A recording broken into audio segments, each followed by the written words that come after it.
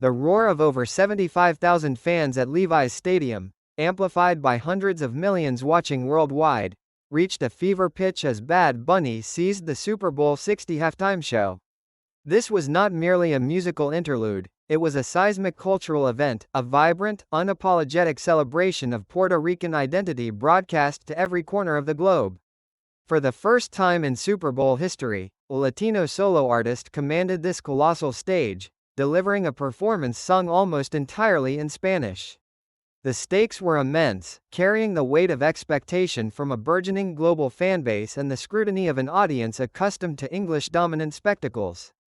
Bad Bunny, born Benito Antonio Martinez Ocasio, stepped into this arena fresh off a historic Grammy win for Album of the Year with Debí Tirar Más Fotos, an unprecedented achievement for a Spanish-language album.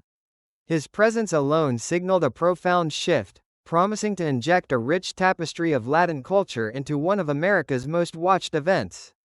The question wasn't just what he would perform, but how he would leverage this unparalleled platform to amplify a message far beyond mere entertainment. The stage was set for a performance that would either cement his global dominance or falter under the immense pressure, and from the opening notes, it was clear he intended to dominate. The anticipation leading up to Super Bowl 60's halftime was palpable, fueled by Bad Bunny's meteoric rise and the NFL's strategic pivot to embrace its rapidly growing Latino fanbase. NFL Senior Vice President Marissa Solis openly stated that league growth is mathematically impossible without Latinos, underscoring the significance of Bad Bunny's selection. His performance was a culmination of the league's Por la Cultura campaign, an initiative designed to cultivate Latino audiences through Spanish-language broadcasts and cultural partnerships. This was more than just booking a popular artist. It was a deliberate move to reflect the immense economic and cultural influence of Latino consumers in the United States. Bad Bunny himself, a global streaming phenomenon, had already shattered barriers, becoming the first Spanish-language artist to win Album of the Year at the Grammys just days prior. His decision to perform predominantly in Spanish, a bold move on such a mainstream American platform, was a powerful statement of cultural pride and authenticity. Critics and fans alike debated the implications, with some hailing it as a groundbreaking moment for diversity, while others expressed concern over the language barrier. Yet, Bad Bunny remained unfazed, famously joking that fans had months to learn Spanish, signaling his unwavering commitment to his heritage. This performance was poised to be a defining moment, not just for his career, but for the broader landscape of global entertainment and cultural representation. Bad Bunny's 13-minute set was a masterclass in cultural immersion, transforming the Super Bowl field into a vibrant, dynamic representation of Puerto Rico. He opened with the infectious rhythms of Titi Mi Pregunto, immediately drawing the audience into his world. The stage design itself was a narrative, featuring elements like piragua stands, power lines evoking the island's frequent blackouts, and a replica of his iconic La Casita from his San Juan residency. The surprises came fast and furious, elevating the spectacle.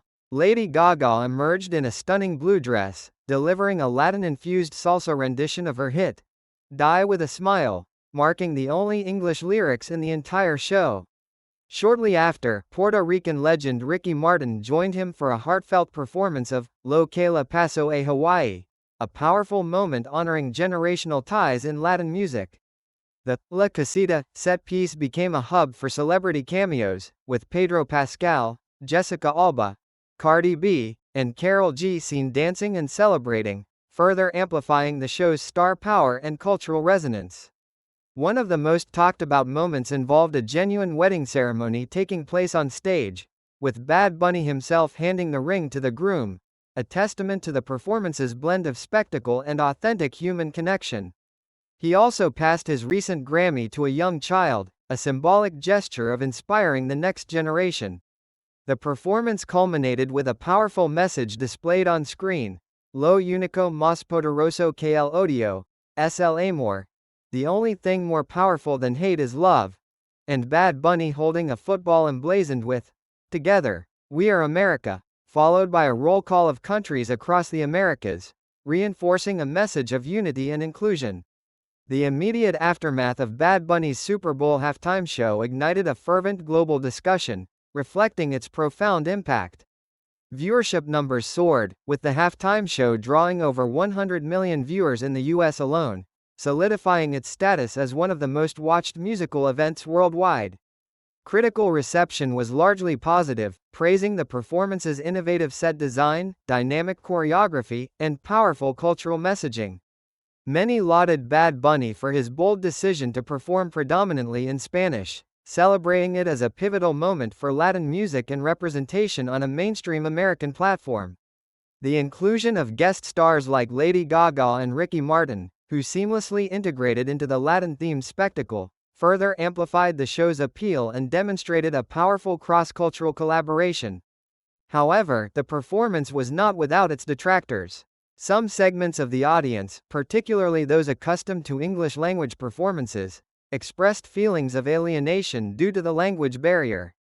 Conservative figures, including Donald Trump, voiced strong objections, leading to an alternative, all-American halftime show, organized by Turning Point USA, which garnered its own viewership. This polarized reaction, however, only underscored the performance's undeniable cultural significance, proving that Bad Bunny had successfully sparked a vital conversation about identity and inclusion in America's biggest cultural spectacle. The show's creative camera work, utilizing overhead angles and crowd shots, ensured a dynamic and immersive experience, even for those unfamiliar with the language, making it a universal celebration.